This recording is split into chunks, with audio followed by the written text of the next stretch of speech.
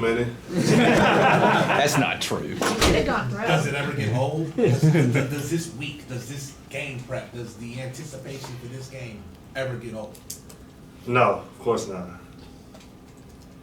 Armando, Hubert was talking, he, I think, mentioned last week to us and on his radio show about you with defense, and that you would kind of explain that you thought you were having more fun playing defense than you had. What feels different about the way maybe you were looking at defense and the way this unit defends? Well, it's tough to talk about defense after the last game, just being what happened. But overall for the season, I think us as a team have been doing a great job of trusting each other. And for me, I think I've been doing a good job of really just trying to be an anchor, defending the rim, being good at pick and roll coverage. And it's been a lot of fun. I see this stuff about us being like a top 3, top 5 defense. We want to get to number 1. Armando, you've been here for a really interesting kind of period in this rivalry. I mean, you guys have been up, they've been up. Last year you guys played, you weren't, neither one was ranked. Now you're both in the top 10. Have you had time, or could you reflect a little on where you kind of fit into this history of this rivalry, and what does that mean to you? I definitely think I've kind of edged myself in the history of this rivalry just throughout the years, everything that has happened. But this is an atypical year for me. I think for Duke and UNC in the last few years, none of us have been ranked this high going into the rivalry, like on both sides. So it's going to be a lot of fun. Armando, what's some of your favorite memories playing against Duke, just as a player, and then also just the rivalry itself? What are some standout moments? My junior year, that was a lot of fun. My sophomore year, that was a lot of fun. Freshman year was not fun. Senior year was not fun.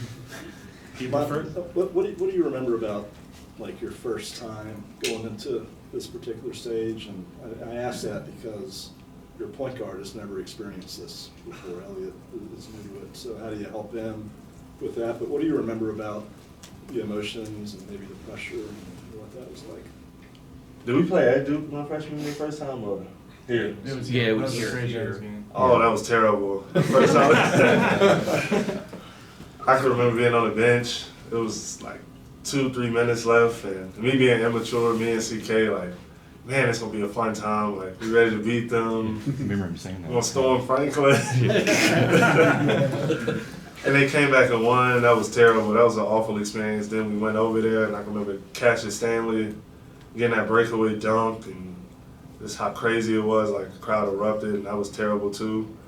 But I think for Elliot, it's really tough to tell a freshman what to expect going into this game. It's definitely great that we're playing them at home for the first game, for sure. Do you prefer winning here or there?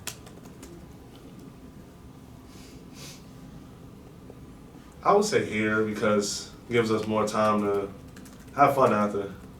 It's not a long drive back. Right. It's 8 miles away. Well, I don't know if it was a pre-game moment or an in-game moment, but what was, in whatever year it was, what was kind of a moment for you that was kind of like, okay, I'm here, this is UNC Duke, this is what it's like? What was kind of your first moment where you realized like you were there? My junior year.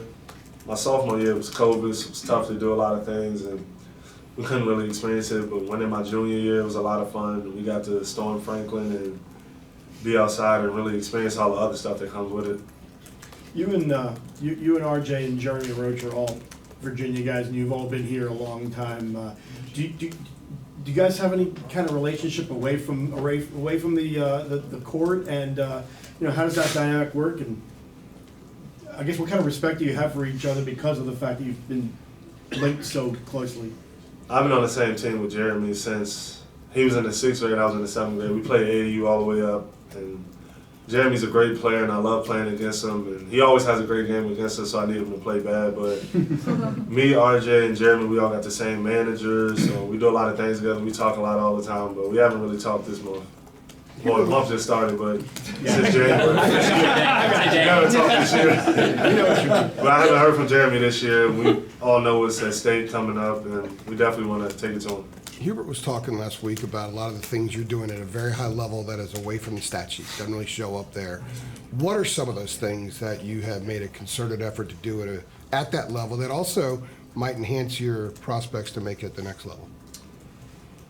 Yeah, this year, RJ, he's been scoring the ball great. I think he's been the best player in the country, and it's helped my game a lot too, just being able to be a vessel for him and set great screens for him and do like the little things that don't show up in the stat sheets, creating space, making great reads. And I think for me at the next level, I'll probably never really get plays called for me. So being able to work on those things now has been great for me, and I'm just so excited for RJ's success because you look from his freshman year to now, he's always kind of taken a backseat to me and Caleb, and he's waited his turn, and just for him to springboard like this, I mean, he deserves it, and I wouldn't want it for no other player. How much of a mental adjustment was that for you, and how long did that process take to kind of let RJ be the score first guy and you kind of be comfortable doing the secondary things?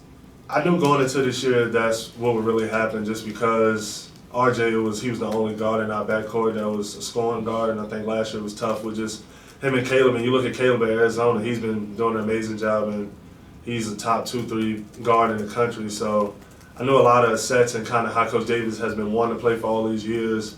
I knew this year that's kind of would come out because obviously we had a lot of guys that Coach Davis didn't recruit and things like that the last few years. This is the first year when Coach Davis truly had the full team that he's wanted, and when you see how the offense has been and how the defense has been, it's been working. You've had highly productive games, and recently the scoring hasn't as much been there. Has that just been more circumstantial of how the games have gone, or is there maybe something else that's at play there as well?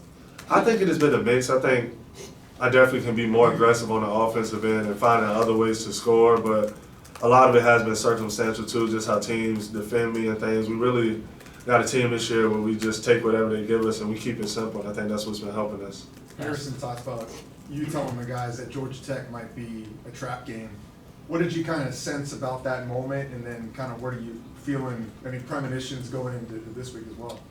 The way Georgia Tech played, they got a lot of guards that can score. They're really good in the pick and roll too. I mean, their point guard, freshman point guard, he's similar to Elliott to where he knows how to be patient and make great reads, and he did it all night, and they hit shots, and going and playing in Georgia is tough, and the crowd were in it, Sturdivant, he played amazing, so it was tough, and I mean, they lost their best player and still beat us, so it was definitely a trap game. I think we didn't come in there with that killing instinct. We were up 11 early, and I think we thought it would be smooth sailing, and they kept playing, but it was great for us too because it allowed us to have some sort of like feeling of how we need to play and what we need to do, and let us know like we're human. Armando, Last year they had Derek Lively, obviously, doing great in the NBA now. How does Duke look differently with Kyle Filipowski at center? What are the advantages and disadvantages of that matchup for you? It's definitely a different team. I thought Derek Lively guarded me better than any player I played really in college because he had such a high motor and obviously was so athletic, and I mean, he was stronger than what I thought too. I mean, I thought last year he was their best player. Another guy that didn't show up on the stat sheet, really. You look at his stats and you might didn't think he was doing as good, but I mean, you see now in the NBA too, just the way he affected the rim defensively, it was going over there, he probably had like 20 block shots. It was crazy. It was crazy. But this year, I think Duke is a different team. I think the way they score the ball is great. They got a lot of great guards, a lot of young guards. McCain and Foster playing at a high level, and I see Proctor, he's back to playing great. Filipowski, he's been one of the best bigs in the country. I think the game will really be won between me and him, whoever gets in foul trouble first, really. Armando, going back to what it was either Brendan or Beard were asking you about the ups and downs in this rivalry. Like when you think about Duke, like where does your mind go? Does it go to like beating Coach K in the farewell, the Final Four game, or does it go to the bad stuff, like the things that didn't work out? Do you think good or bad when you think Duke? It's like a mix, but playing Duke every time is always different because Duke always has a different team, and you never know which way to go, really. Duke could be playing bad and come and play us and play amazing, or vice versa. So you really don't know what you're going to get until you get out there. Armando, you said obviously, I guess when you first got here, that the feeling of playing Duke obviously never gets old. I guess for you personally, what kind of keeps it fresh? I mean, I know obviously it's the rivalry, but what kind of keeps it fresh?